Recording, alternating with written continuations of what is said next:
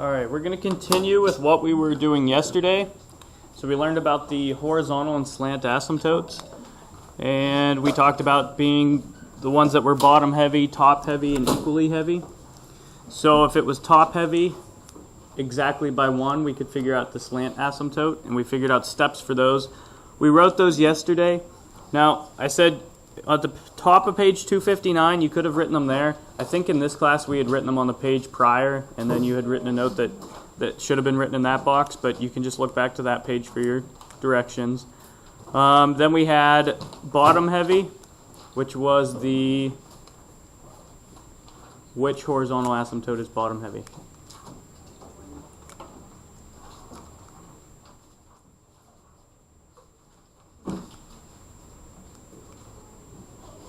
Top heavy was the slant. What's the bottom heavy one? Go ahead. It is horizontal. Where's it at? Do you know? Yes, y equals 0, x-axis. And then if it's equally heavy, how do you find your horizontal asymptote then? Coefficients, leading coefficients, yep, from the top and the bottom. And you write that as a fraction, or the quotient of them is your answer.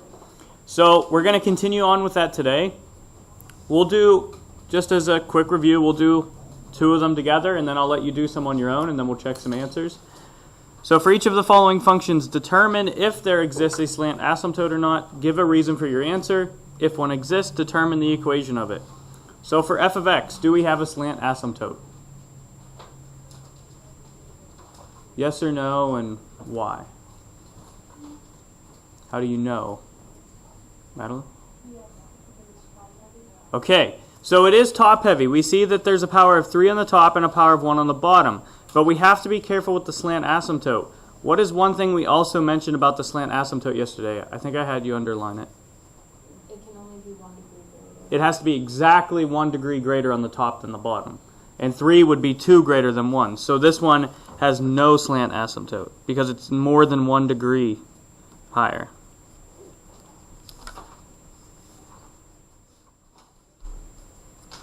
No slant asymptote because the degree of the numerator is not exactly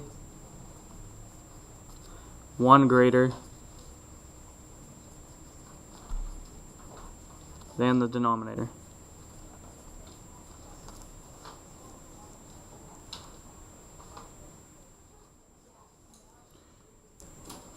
No slant asymptote because the degree of the numerator is not exactly 1 greater than the denominator. So there's nothing further we can do with that one. There's no slant asymptote, so there's nothing there to find. Let's drop down straight to the next one, the p of x. So we see this one looks a little different.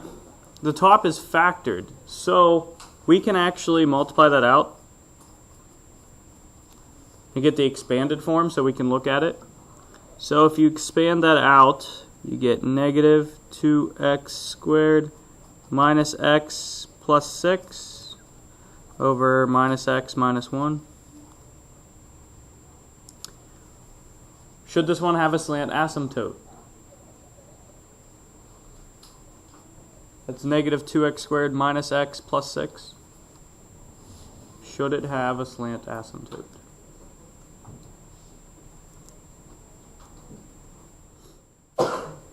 See some head nods? Yes, it should. It's exactly 1 degree higher on the top than the bottom. So we need to go through those 2 steps. If you wrote them at the top, look there. If they were on the previous page, those are the 2 steps we need to follow.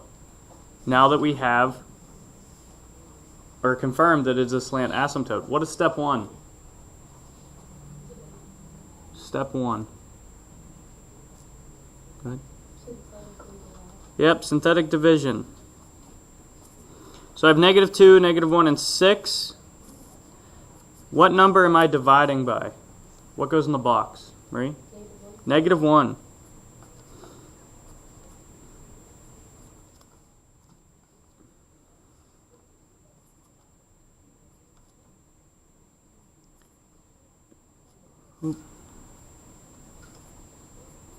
And we're not worried, we said yesterday, we're not worried about that remainder because we're just trying to find the equation of the line. The remainder doesn't really matter to us. So you don't have to finish and find that remainder. We're only worried about the term in front of the x and our constant term. And we found both of those. Now after we find them, what's our step 2 that we always have to do? First synthetic division, then do what?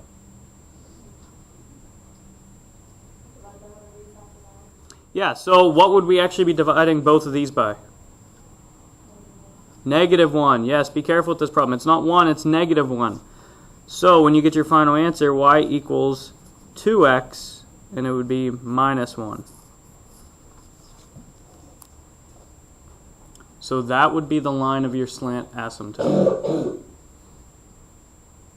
Yeah, it's -1, so divide by -1. That will change your values.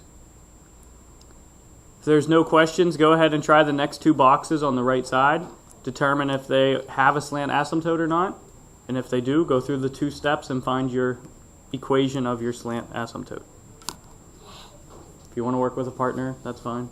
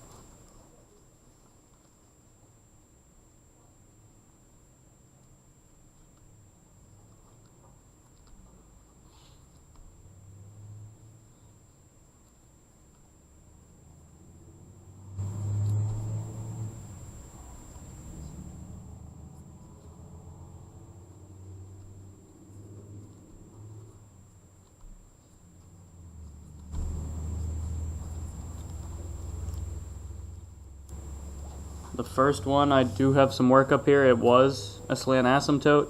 I found mine to be y equals 1/2 x plus 3. 1/2 x plus 3.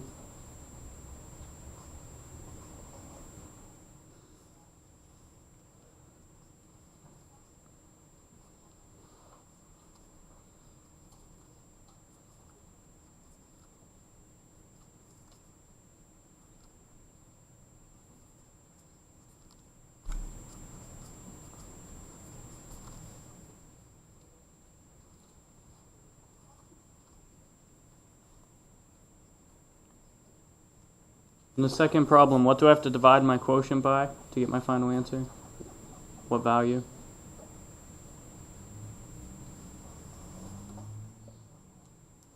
Give you a few moments to get there if you're not.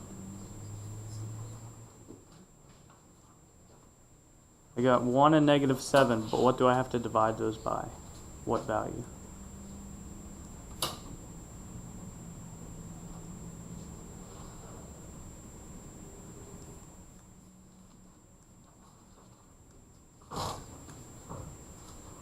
Yeah, the 2. That's what you can pull out of the bottom. Divide by 2. Y equals 1/2 x minus 7 over 2. 1/2 x minus 7 over 2. That should be the answer to your second one. Any questions on any or all 4 of them? Any questions on any of those? The step's getting a little easier, even though it's the second day. Not too bad. Alright, as you're finishing up, on the next example that we're going to move on to, they give you a graph, they give you a rational function there, and they tell you to find the equations of the asymptotes of the graph of h of x and draw them on the graph.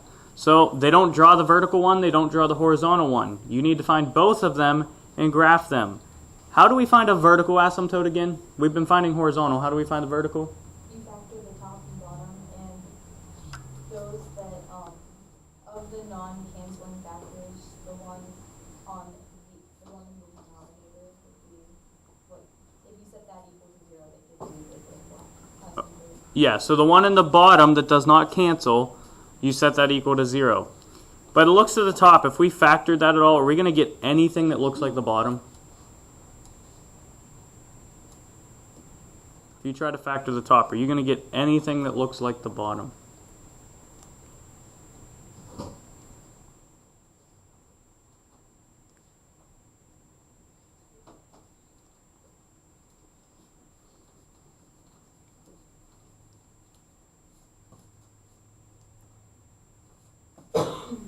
It doesn't really look like anything would factor to give me what's on the bottom. So the bottom factor is the one that you need there, the 3x plus 6. That's how you can find your vertical. So go ahead and find your vertical asymptote. By looking at your rational function, determine, does it have a horizontal, slant, or none? Or neither. Horizontal or slant.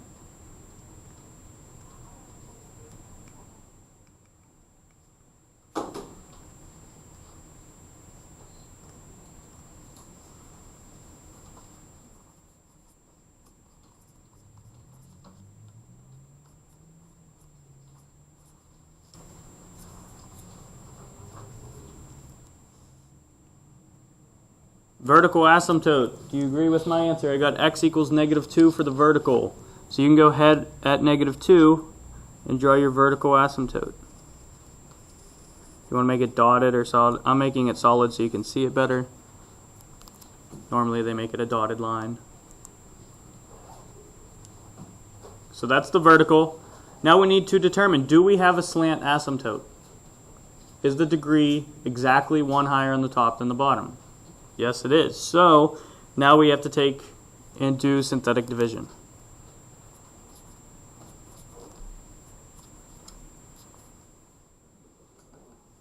What value am I dividing by? What goes in the box?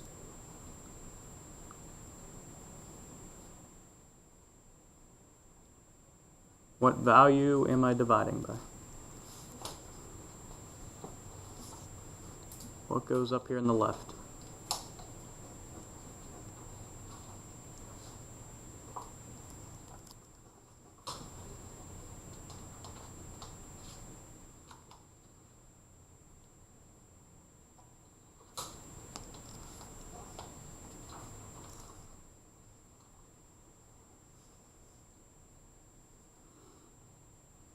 Anyone? Do we know what value goes in the left? In that box to divide by?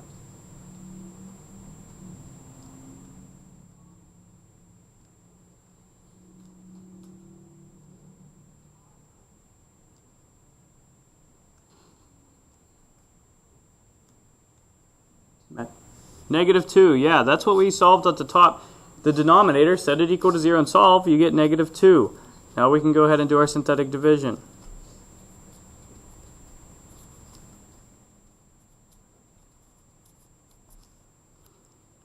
Don't forget you have to divide by what you factored out on the bottom.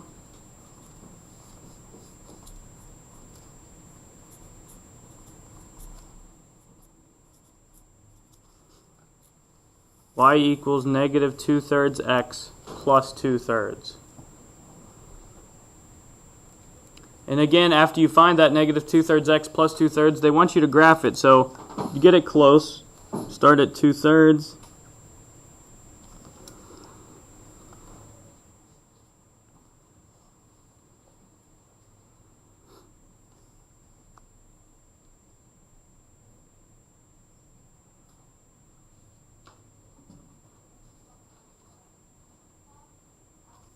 It's going to go in this direction. Just sketch it. Again, normally they make it dotted. I'm just filling it in so you can see it better. So we were able to find the vertical and the slant asymptote.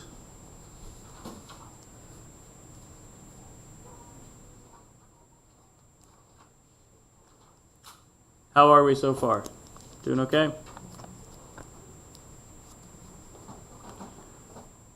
Alright, once you finish that, go ahead and turn to the back.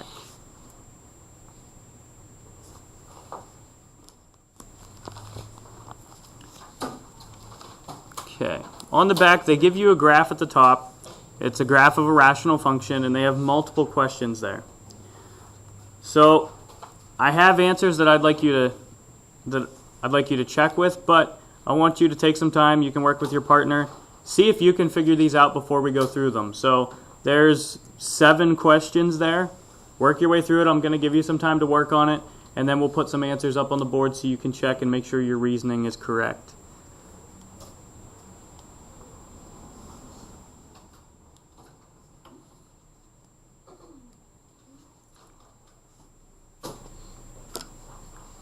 Again, it might be helpful to work with somebody, toss some ideas around.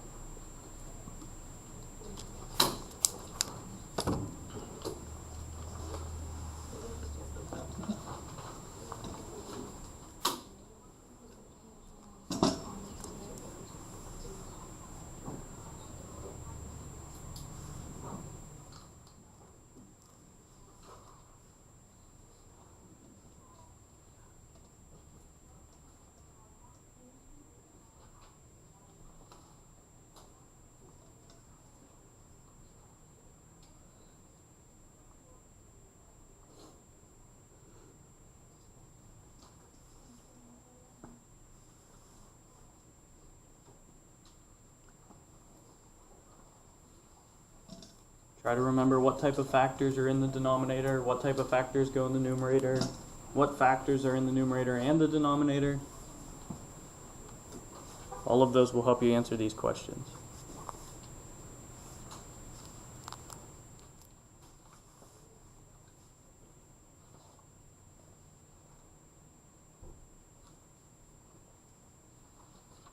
If you need to look back in your notes, flip back. You have all the notes for this section.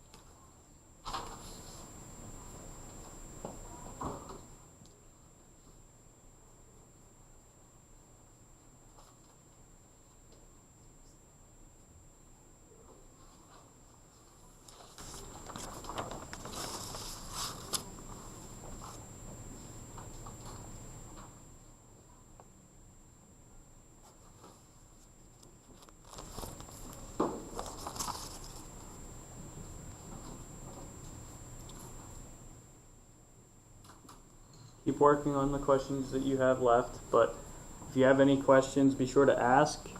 You can check first two answers up there if you'd like to. Again, you don't have to have exactly what it says, but you should be very close in your reasoning.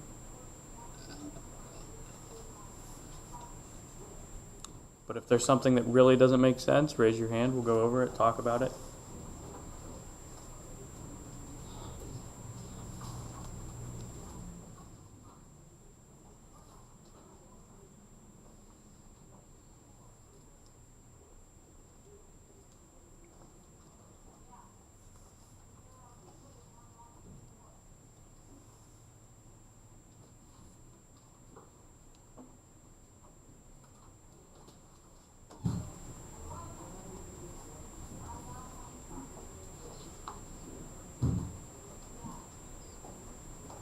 Careful when you're reading that second question. They're not asking what A and B both are. They're asking what would A divided by B, what would the answer of that be? Well, that's the leading coefficients. The leading coefficients are equal to your horizontal asymptote, so they just want to know what y is equal to for your horizontal asymptote. So you don't need to find A and B, just what is the answer of A divided by B.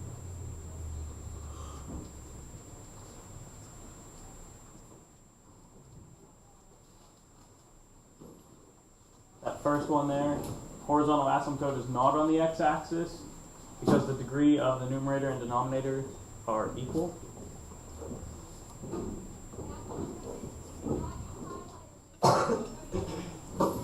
Since they're equal, that's why the second one applies. It's the coefficients A over B.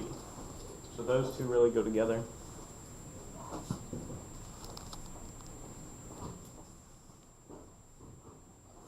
Factors are guaranteed to be in your denominator.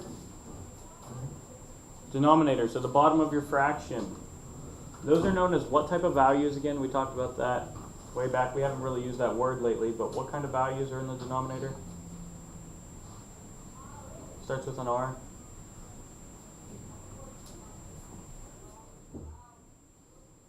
What are those values called?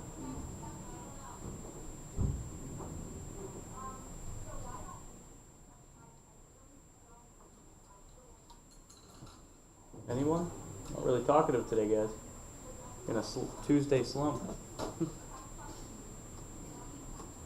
Those are the restricted values. Our vertical asymptote are our holes.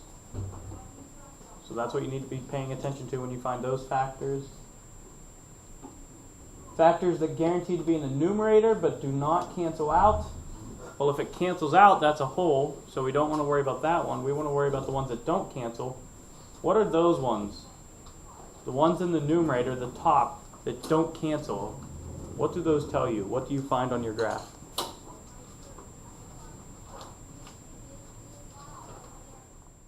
The ones in the numerator. Right? The zeros. That's where this one came from. You need to look on your graph and see where you have a zero. A zero is another word for what type of intercept? What intercept is that? X-intercept, yeah. So look for your x-intercept. If you have more than one, you're going to have more than one factor. But you should only have one in this one.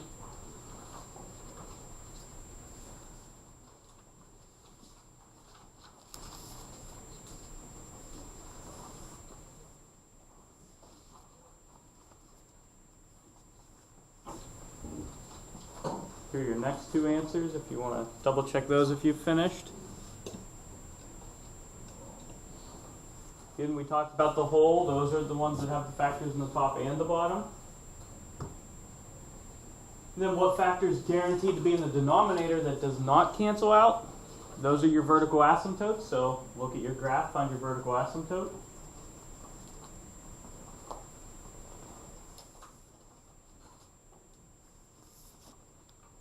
And then lastly at the bottom, it says in both factored and standard form, find an equation of f of x. So from the portions up top, you take your factors and you can put your factors in the top and bottom. Because this is what we talked about up here. We said, well, there has to be an x plus 4 in the top. That came from here, it's a 0. There has to be an x minus 2 in the top because of the whole. If it's a whole, that x minus 2 also has to be in the bottom. And we also have a vertical asymptote at -1, so x plus 1 has to be. So this is where the factored form come from, all the information at the top. That's how you find this. Then the standard form, you just multiply everything out. So that is how those two forms are found. If you're given all of this information, you can find both of these. As we mentioned up above, it was equally heavy. So the coefficients have to be equal to 1 if you divide them. Well, they're both just 1, so 1 divided by 1 equals 1. And we have to also confirm that when we multiply out our factors, the y-intercept, if you look up at your graph, is at positive 4. So when we divide our constant terms, that also has to be 4. So you need to make sure that everything works with all the information given and the picture.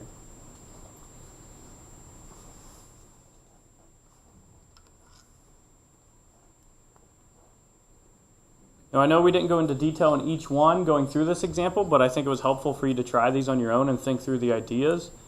Do you have any questions on any particular question? Why a certain factor is there? One that's not there that you thought should be there?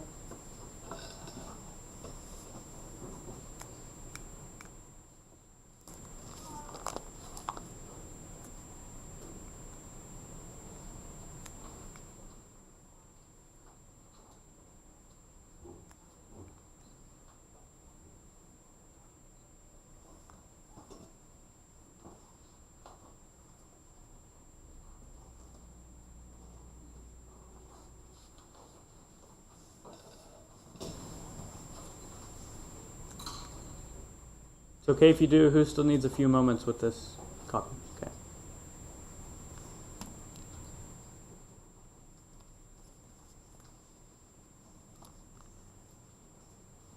For those of you who are finished looking at the next page, it's a note page, but it's a free response. Would you like to go through the free response together or give it a try on your own first?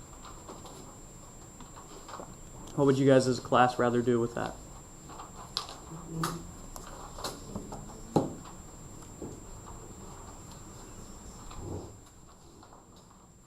You could just raise your hand a little bit if you'd like to try it on your own first, so I can get a gauge of who would like to. All right, yep, go ahead, give it a try then, and we'll go over those answers too. We have a little over 15 minutes left, so I'll give you some time to work on it.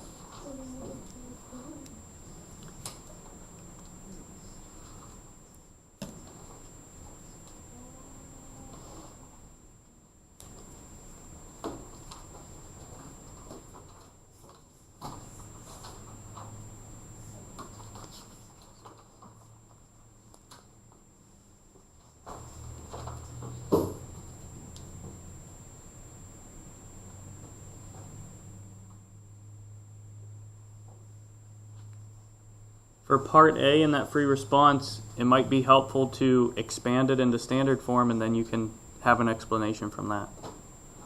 So like multiplying it out.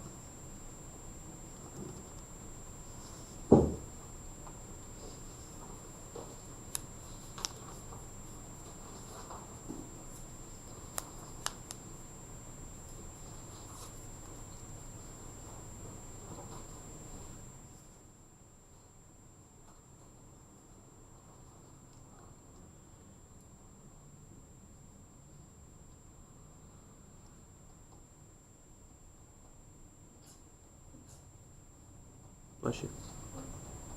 Only 2.